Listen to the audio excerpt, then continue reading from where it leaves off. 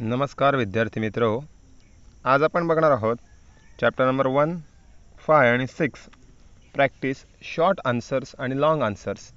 म्हणजेच 4 मार्क्सचा question, 5 मार्क्सचा question आणि त्याचसोबत 8 मार्क्सचा क्वेश्चन हा कशा प्रकारे लिहिला जातो ते. सो सगळ्यात पहिला आपण या ठिकाणी बघणार आहोत चॅप्टर नंबर 1 पासून आपण सुरुवात करणार आहोत आणि एक क्वेश्चन वाईज याची आपण लर्निंग करणार आहोत. तुम्ही जेव्हा अभ्यासाला सुरुवात करतील किंवा तुम्ही जेव्हा रिव्हिजन करतील त्या रिव्हिजनसाठी तुम्हाला ही व्हिडिओ ही नक्की उपयोगात येईल. चॅप्टर नंबर 1, 5 आणि 6 साठी सगळ्यात पहिला आहे फीचर्स ऑफ मायक्रो इकॉनॉमिक्स. हा एक क्वेश्चन असणार आहे. हा जर का 4 मार्काला आला तर त्यावेळी तुम्हाला लिहायचे आहेत 5 पॉईंट्स. हा जर 5 मार्काला आला तर तुम्हाला लिहायचे आहेत 5 ते 6 पॉईंट्स. 8 मार्काला हा क्वेश्चन कधी येत नाही. सो जास्तीत जास्त हा क्वेश्चन हा 4 मार्काला येत असतो. तर सुरुवात करूया आपण आजच्या पहिल्या सोल्युशनची. सगळ्यात पहिला फॉर्मॅटिंग करताना एक क्वेश्चन आणि क्वेश्चनसोबत खाली लिहिलेलं त्यांनी सोल्युशन. सोल्युशनमध्ये नंबर 1 पॉईंट इंडिव्हिज्युअल युनिट्स हा हायलाईटमध्ये दाखवलेला आहे आणि त्यानंतर त्याचं अगदी स्मॉलमध्ये मात्र महत्त्वाचं असं एक्सप्लेनेशन हे त्या ठिकाणी त्यांनी लिहिलेलं आहे.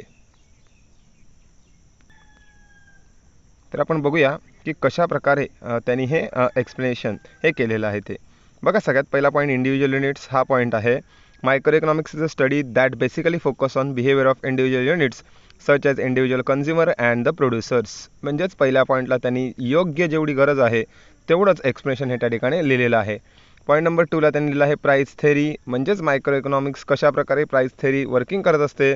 मग त्यामध्ये प्राईस कसली आहे तर बघा, both commodities and factors of production. आला महत्त्वाचा शब्द. म्हणजेच त्यांनी 2 लाईन्समध्ये त्याचं योग्य ते उत्तर त्या ठिकाणी लिहिलेलं आहे.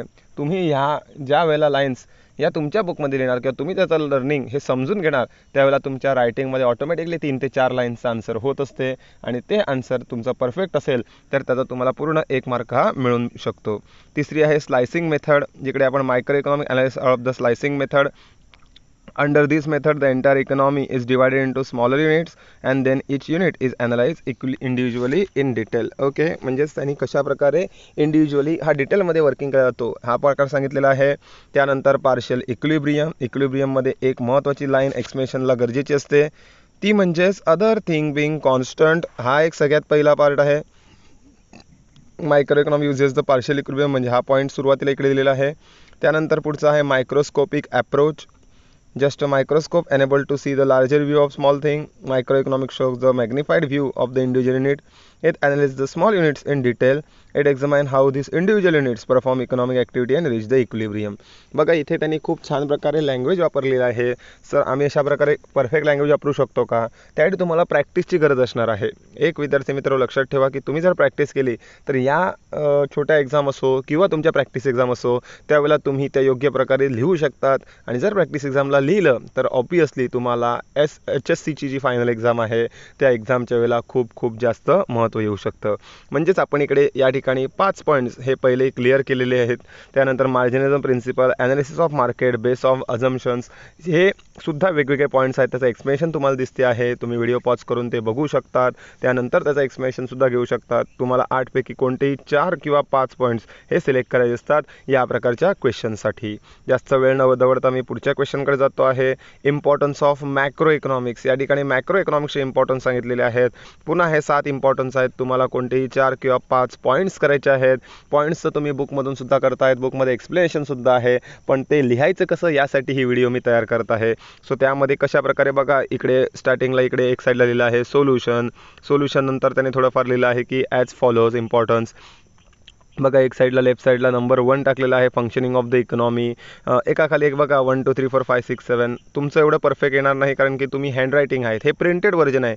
मी असं नाही सांगत की असं झालं पाहिजे, पण निदान तुम्ही प्रयत्न करा त्या दृष्टीने की तुमचं पेपर प्रेझेंटेशन हे कशा प्रकारे येईल, तुम्हाला कमी वेळामध्ये जास्तीत जास्त पेपर कशा प्रकारे प्रेझेंट करता येईल. पॉईंट नंबर 1 त्याने दिला आहे त्या ठिकाणी लगेच, तो म्हणजेच काय तर functioning of an economy. Microeconomy analysis give us an idea of functioning of economic system. बघा, तुम्हाला आता नक्की काय लक्षात ठेवायचं की फंक्शनिंगचा मराठीतून अर्थ म्हणजे त्याची वर्किंग्स असणार आहे.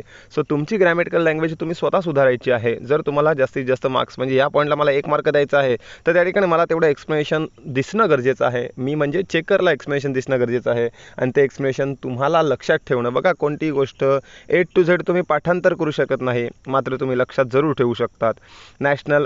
इकॉनॉमिक फ्लक्च्युएशनचा अर्थ असतो अप्स अँड डाऊन. मग त्या ठिकाणी अप्स अँड डाऊन्स किंवा त्याला लागणाऱ्या ज्या गोष्टी आहेत इन्कम, आउटपुट, एम्प्लॉयमेंट, बघा या सगळ्याच्या सगळ्या गोष्टी या त्या ठिकाणी दिसल्या पाहिजेत. या ठिकाणी त्यांना हवं असलेल्या एक्सप्लेनेशनचा पार्ट दिसला पाहिजे, तर तुम्हाला सेकंडमध्ये पुन्हा 1 मार्क देणार. नॅशनल इन्कम नक्की काय असतो तो पार्ट त्यांना लिहायचा आहे की नॅशनल इन्कमचा पार्ट हा all over country wise part असतो. इकॉनॉमिक डेव्हलपमेंट हा एक रिझल्ट्स असतो. इकॉनॉमिक डेव्हलपमेंट कशी मिळते, इकॉनॉमिक ग्रोथनुसार मिळते. त्यानंतर बघा to understand the problem of developing countries, poverty, inequality, income, wealth differences. बघा याच्यातला हा एक महत्त्वाचा शब्द आहे. हे सगळ्यात महत्त्वाचे शब्द हे तुम्हाला लक्षात ठेवायचे. या ठिकाणी तुम्हाला वारंवार सांगतो आहे की या एक्सप्लेनेशनसाठी तुम्ही व्हिडिओ पॉज करून ती पुन्हा बघू शकतात, हे एक्सप्लेनेशन वाचू शकतात आणि त्याचा बेनिफिट हा तुम्ही त्या ठिकाणी नक्कीच घेऊ शकतात. त्यानंतर परफॉर्मन्स ऑफ द इकॉनॉमी, इकॉनॉमीचा परफॉर्मन्स नक्की कशा प्रकारे असतो, काय रिझल्ट असतो इकॉनॉमीला, हा सगळा पार्ट आहे त्याच्यात आपल्याला बघायचा आहे. Micro economy help us to analyse the performance of an economy. NI estimate use measures performance economy over comparating production and goods and services one period that are the other period. एका पिरियडपासून दुसऱ्या पिरियडला comparison करायचं. म्हणजेच अशा प्रकारे तुम्ही आता level employment छोटा आहे, तुम्ही लेवल ऑफ एम्प्लॉयमेंट हा पार्ट त्या ठिकाणी घेऊ शकतात. तुम्हाला कोणत्याही प्रकारे योग्य ते 5 पॉईंट्स हे लिहायचे आहेत, त्याचे तुम्हाला 4 मार्क्स किंवा 5 मार्क्स हे मिळू शकतात. सो हा झाला तुमचा अशा प्रकारे इम्पॉर्टन्स ऑफ मायक्रो. त्यानंतर आहे इकडे स्कोपमध्ये आता जसं तुम्हाला हा 4 मार्काला किंवा 3 मार्काला याचा आन्सरच 3 पॉईंटमध्ये आहे. जसं तुम्हाला सांगितलं होतं की ते टेबल आहे पहिल्याच चॅप्टरमधलं, हे टेबल इकडे दिलं आहे त्यांनी. पहिल्या ठिकाणी दिलं आहे इन्कम अँड एम्प्लॉयमेंट. मग या ठिकाणी कोणते कोणते शब्द आले पाहिजे ते बघा. इथे त्यांनी काय दिलेलं आहे, determine the level of national income and employment, what causes fluctuation in economy, output, employment. To understand how the level of employment is determined, we study the consumption investment function. Theory of business cycle is also part and parcel of the theory of the employment. म्हणजेच काय की त्यांना हव्या असणाऱ्या गोष्टी या तुम्हाला त्या एक्सप्लेनेशनला हव्या असणार, तरच तुम्ही पॉईंट नंबर 1 हा करू शकतात. ओके. क्वेश्चन जेव्हा मायक्रोचा विचारला जातो तेव्हा मायक्रोचं आन्सर लिहायचं. क्वेश्चन जेव्हा मॅक्रोचा विचारला जातो तेव्हा मॅक्रोचंच आन्सर लिहायचं. क्वेश्चनमध्ये जर रीड करण्यात गडबड केली तर तुमचे 4 मार्क्स जाऊन तिकडे तुम्हाला 0 मार्क्स मिळू शकतात. Point number 2, theory of the general price level and inflation. General price level and inflation त्याबाबत तुम्हाला याची डिटेल एक्सप्लेनेशन द्यायची आहे. मग त्यामध्ये general price level determine the further explain causes of fluctuation, study of general price significant to the account of problem created by the fluctuation and deflation. म्हणजेच अशा प्रकारे हा एक पार्ट्स तुम्ही त्या ठिकाणी लिहू शकता, त्याचा एक्सप्लेनेशन एक छोट्या प्रकारात तुम्ही लिहू शकतात. पुन्हा theory of growth and employment. मग या ठिकाणी ग्रोथ अँड एम्प्लॉयमेंट का महत्त्वाचे आहे, कारण की बघा इकडे दिले causes of under development and the poverty suggest the strategy of accelerating growth and the development. बघा चेकरला लागणाऱ्या ज्या गोष्टी आहेत या गोष्टी या ठिकाणी त्यांनी दिलेल्या आहेत. ते macro theory of the distribution deals with the relative rent, wedges, interest, profit, total income etcetera. बघा हे 4 शब्द या ठिकाणी महत्त्वाचे आहेत. तुम्ही सांगतील की सर हेच शब्द येणं गरजेचं आहे का किंवा असंच येणं गरजेचं आहे का, मी असं सांगत नाही. किंवा हे मी तुम्हाला जे एक्सप्लेनेशन करतो आहे हे कोणतं असं स्पेशल गाईड नाही आहे. तर या ठिकाणी एक नॉर्मल जे आहे जसं असतं तसं एक नॉर्मल एक्सप्लेनेशन हे या ठिकाणी असणार आहे. सो त्यामुळे तुम्ही असं समजू नका की तुमच्यासमोर व्हिडिओमध्ये दिसते तुम्हाला तेच लर्न करायचं आहे. मी तुम्हाला ही व्हिडिओ ही फक्त एक सिस्टमॅटिक थेअरी किंवा सिस्टमॅटिक स्टडी कशाप्रकारे करायचा असतो, सिस्टमॅटिक रायटिंग कशाप्रकारे करायची असते यासाठी ही ॲक्टिव्हिटी मी त्या ठिकाणी दिलेली आहे.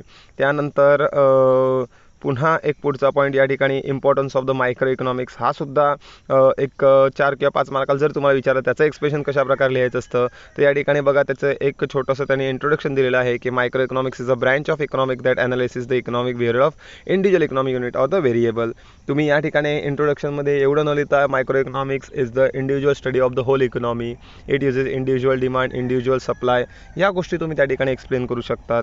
बघा पॉईंट नंबर 1 दिला आहे प्राईस डिटर्मिनेशन. म्हणजेच प्राईस कशाप्रकारे डिटरमाइन करायची, what are the price determine and how rewards of factors of production. हा इकडे महत्त्वाचा शब्द आहे. त्यानंतर बिझनेस डिसिजन मेकिंग. ओके, एका बिझनेसमनला हेल्प करण्यासाठी कशाप्रकारे मायक्रो इकॉनॉमिक्स हा यूज होत असतो हा त्याप्रकारे लिहायचा आहे. त्यानंतर business and production planning, it price help to preparing the planning of business policy, expansion of business, making investment decision, achieving maximum output and productivity. So हा जो संपूर्ण पार्ट आहे किंवा हा संपूर्ण जी ॲक्टिव्हिटी आहे या ॲक्टिव्हिटीमध्ये तुम्हाला पॉईंट लक्षात घ्यायचा आहे आणि पॉईंटचा आन्सरसुद्धा त्या ठिकाणी काय करायचं आहे तर लिहायचं आहे. पुढचा पॉईंट बघा to business and production planning. Business and production planning आहे. त्यानंतर आहे to understand the working of the economy. पण लक्ष देतो आहे बघा A to Z तुम्ही या प्रत्येक गोष्टीसाठी व्हिडिओ पॉज करू शकतात आणि याचं एक्सप्लेनेशन हे अजून चांगल्या प्रकारे घेऊ शकतात. ऑलरेडी तुमच्या बुकमध्ये खूप छान प्रकारचं एक्सप्लेनेशन दिलेलं आहे, पण तरीसुद्धा त्या ठिकाणी तुम्हाला मी एक अजून स्मॉल पार्ट्स समजून घ्यावा किंवा कसं लिहायचं म्हणून ही व्हिडिओ या फॉर्मॅटिंगमधून सांगत आहे. त्यानंतर to understand the working of economy, कशाप्रकारे इकॉनॉमीची वर्किंग होत असते. फ्री एंटरप्राइज इकॉनॉमी इकडे हा वर्ड दिलेला आहे. त्यानंतर त्याच्यामध्ये काय काय चेंजेस असतात. सो या सगळ्या गोष्टी आहेत. बघा पुढचा एक पॉईंट आहे help to international trade, foreign ट्रेडसाठी या ठिकाणी उपयोगात होतो. Basis of welfare economics, welfare म्हणजेच ज्याला आपण बोलतो सोशल वर्कर्स. त्यानंतर हेल्पफुल अंडरस्टँडिंग टॅक्सेशन आहे. Tools of election, economic policies, इकॉनॉमिकच्या योजना असतात त्या आहेत अर्थशास्त्रातल्या. Construction of uses of model. बघा हे एवढे सगळे पॉईंट आहेत. तुम्हाला याच्यातले कोणतेही 4 सिलेक्ट करा, 5 सिलेक्ट करा आणि ते 4 किंवा 5 मार्क क्वेश्चनला सरळ सरळ लिहून काढा. तुम्हाला वारंवार या गोष्टी का सांगतो आहे, कारण की तुम्हाला नक्की कळावं की एक्झॅक्टली क्वेश्चन्स कशाप्रकारे लिहायचे असतात, एक्झॅक्टली आन्सर्स ही कशाप्रकारे लिहायची असतात. सो यानंतर explain the concept of macro economy. Macro इकॉनॉमिकची कन्सेप्ट ही लिहित असताना तुम्हाला कशाप्रकारे लिहायची. आता इकडे एक मिनिंग दिलं, एक डेफिनेशन दिलेलं आहे. जर तुम्हाला 4 मार्काला क्वेश्चन विचारला तर त्या ठिकाणी मिनिंग हे लिहिलं असताना डेफिनेशन तुम्हाला लिहायची गरज नसते, पण शब्द जर आला डिफाईन, जर शब्द काय आला डिफाईन, तर तुम्हाला डेफिनेशन आणि मिनिंग हे काय असतं, कंपल्सरी असतं. सो या सगळ्या गोष्टी या खूप जास्त मायने राखतात या ॲक्टिव्हिटीजमध्ये. ठीक आहे. So macro economic is the word derive from MIKROs, मॅक्रोज. It is the branch of economic which studies behaviour of units of the economic combined together.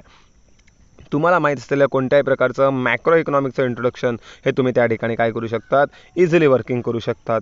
बघा त्यानंतर आहे फीचर्स ऑफ मॅक्रो इकॉनॉमिक्स. कशाप्रकारे मॅक्रो इकॉनॉमिक्सचे फीचर्स हे या ठिकाणी त्यांनी इकडे दिलेले आहेत. पहिला आहे स्टडी ऑफ द ॲग्रिगेट, दुसरा आहे लंपिंग मेथड, तिसरा आहे जनरल इक्विलिब्रियम अनालिसिस, चौथा आहे इन्कम अनालिसिस, पाचवा आहे पॉलिसी ओरिएंटेड, सहावा आहे डायनॅमिक सायन्स. सो या प्रकारात त्यांनी तिकडे काय दिलेलं आहे तर एक्सप्लेनेशन दिलेलं आहे. तुम्ही कोणत्याही प्रकारात इकडे 5 ते 6 पॉईंट हे घेऊन लिहू शकतात. आपण या अगोदर तुम्हाला मी वारंवार सांगितलेलं आहे की मायक्रो आणि मॅक्रो लक्षात ठेवताना मी तुम्हाला व्हिडिओमध्ये मेट्स दिलेला आहे. पुन्हा जाऊन तुम्ही यूट्यूबला माझी मेट्सची व्हिडिओ नक्की पाहू शकतात. तुम्हाला त्या गोष्टीची आयडिया येईल की एक्झॅक्टली मेट्स म्हणजे काय होतं आणि मेट्सचा बेनिफिट हा त्या ठिकाणी काय होत होता.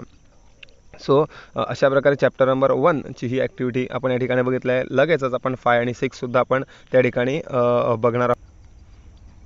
बघा 5मध्ये ॲक्टिव्हिटीज करत असताना सगळ्यात पहिलं इकडे त्यांनी काय दिलं आहे तर फीचर्स ऑफ ओलिगोपोली, बरोबर ना. क्वेश्चन अशा प्रकारे येतात फीचर्स ऑफ ओलिगोपोली. मग ओलिगोपोलीचे फीचर्स असतील तर तुम्हाला त्या आधी क्वेश्चन्स आन्सर्स लर्न करावे लागतील, तुम्हाला लक्षात ठेवावे लागतील आणि त्याचं स्मॉलमध्ये एक्सप्लेनेशन बघा. Oligo means few, poly means seller. It is the market where there few firm seller in the market producing homogeneous और डिफरन्शिएट प्रोडक्ट. सो या ठिकाणी तुम्ही एक्झाम्पल त्या ठिकाणी लिहू शकतात. Mobile provider company, cement companies, अशा प्रकारे तुम्ही ही फंक्शनिंग करू शकतात. बघा पॉईंट नंबर 1 त्यांनी लिहिलं आहे फ्यू फर्म ऑर सेलर्स, दुसरा आहे इंटरडिपेंडंट, तिसरा आहे ॲडव्हर्टायझिंग, चौथा आहे एंट्री ऑफ व्हेरियस, पाचवा आहे लॅक ऑफ युनिफॉर्मिटी, सहावा आहे अनसर्टन्टी. ओके. सो या प्रकारात हे जे 6 पॉईंट्स आहेत या 6 पॉईंट्सपैकी तुम्ही 5 इझिली लिहू शकतात विथ अ स्मॉल एक्सप्लेनेशन. पण त्या गोष्टी त्या ठिकाणी आल्या पाहिजेत, त्या ठिकाणी त्या गोष्टी काय केल्या पाहिजेत, आल्या पाहिजेत. इंटरडिपेंडंट असो, ॲडव्हर्टायझिंग असो, एंट्री बॅरियर्स असो, लॅक ऑफ युनिफॉर्मिटी, अनसर्टन्टी, बुकमध्ये या गोष्टी आहेत. या तुम्हाला कशा लिहायच्या हे या ठिकाणी नक्कीच कळत असणार आहे. त्यानंतर बघा नेक्स्ट पॉईंट काय आहे, explain the types of monopoly. मोनोपोलीचे टाईप्स त्यांनी त्या ठिकाणी विचारलेले आहेत. एक्सप्लेन द मोनोपोलीचे टाईप्स, मग त्या ठिकाणी टाईप्स मोनोपोलीचं explanation. Mono means single, poly means seller. So monopoly means the single seller who control the market. छोटंसं इंट्रोडक्शन. त्यानंतर perfect monopoly, natural monopoly, legal monopoly, technological monopoly, simple monopoly, discriminating, private आणि state monopoly. So ह्या ठिकाणी एवढे सगळे एक्सप्लेनेशनचे point आहेत.